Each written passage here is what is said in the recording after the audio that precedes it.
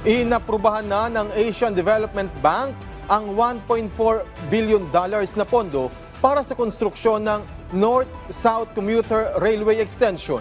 Si Ana Mole ng PIA Calabarzon sa Balitang Pambansa.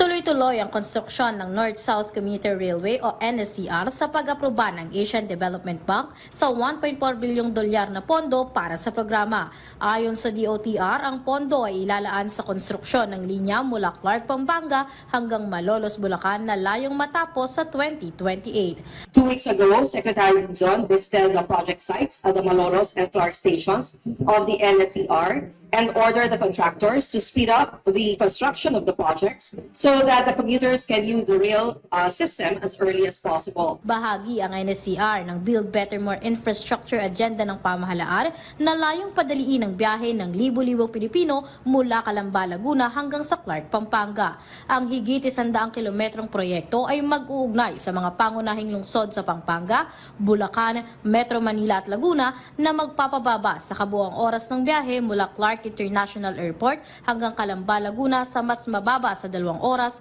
na makakapagpaluwag sa bigat na daloy ng trapiko.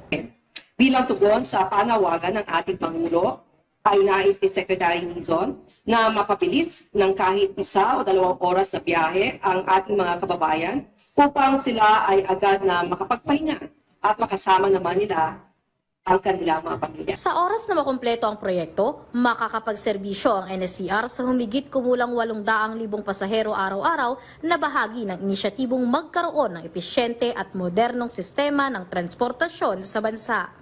Mula sa PIA Calabarzon, Ana Mole, Balitang Pambansa.